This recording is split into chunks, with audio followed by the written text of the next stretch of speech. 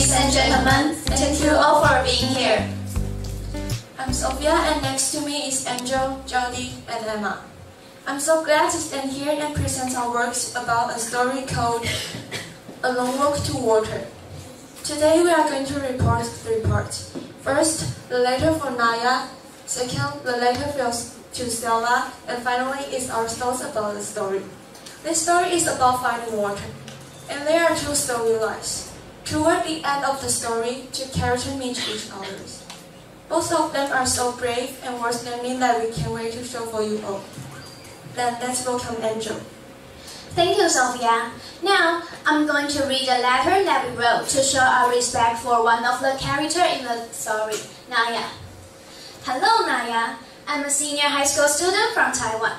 During the summer vacation, I read a story with my classmates. Up until then, we never realized that some people on this planet could not afford education and was always surrounded by warfare and unjust treatment.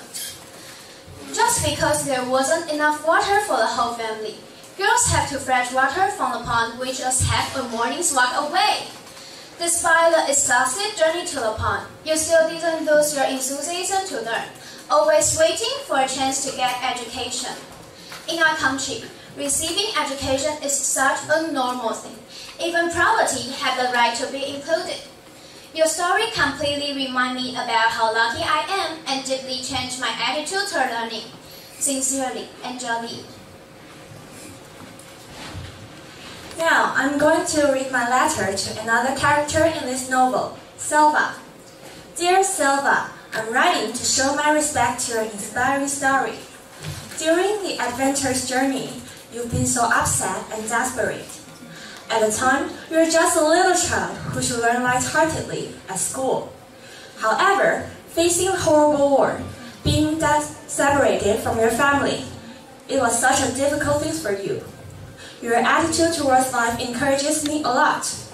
Although the world didn't treat you well, you still held on to hope and never gave up. Even helped others in trouble. I think your bravery is definitely worth learning. Just like what you say, stay calm when things are hard or not going right with you. You will get through it when you persevere instead of quitting. Quitting leads to much less happiness than perseverance and hope. Yours truly, Jody Chung.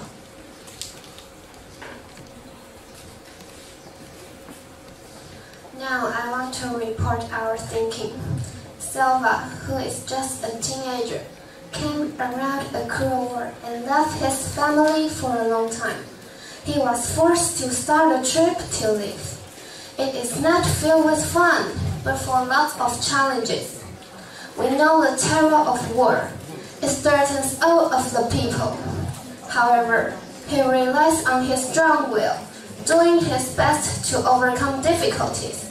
Also, the water resources that we can get in Taiwan is easy. Unexpectedly, the little girl who lives in Sudan needs to spend the whole day getting muddy and dirty water. Finally, I learned one thing from this book, that is, quitting leads to much less happiness in life than perseverance and hope. This is the end of our presentation. Thanks for your listening.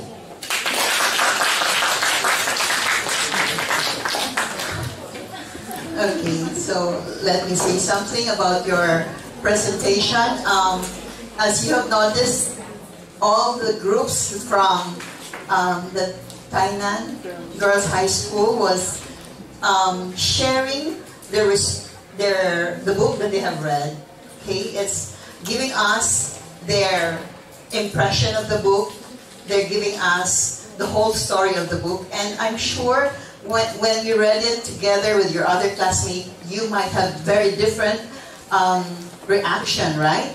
And this time they shared with us their reaction, their response to the life of Nya, who was still a little girl and who was really having a hard time fetching water, right? Early morning until dawn, just to give the family water. And then, of course, Salva, who really exerted a lot of effort being away from the family and your response and your appreciation to their life story was very, very nice. And I really appreciate that you found that, that their life story is teaching you a lot. Now, you say that here in Taiwan we're very lucky to have a good education. We have received that, and we have enough water. But mind you, girls, as we have read in the newspaper, our water level in Tainan especially is getting lower and lower. And so I think you could have added that to your report that, of course, we saw that how much they suffered for that water. And so now we have to think of ourselves. What can we do to really help solve this water problem in Taiwan? Of course, I understand, because based from your own experience and reading the book, you appreciated that. But I also want to make it clear to everyone that we still really need enough water, and we have to conserve the use of water. And so I really appreciate you and your thoughts at the ending, that what you have learned from the story. And I'm sure your teacher will be very happy, because you know the reaction, your book review about the story was very fantastic. So thank you very much.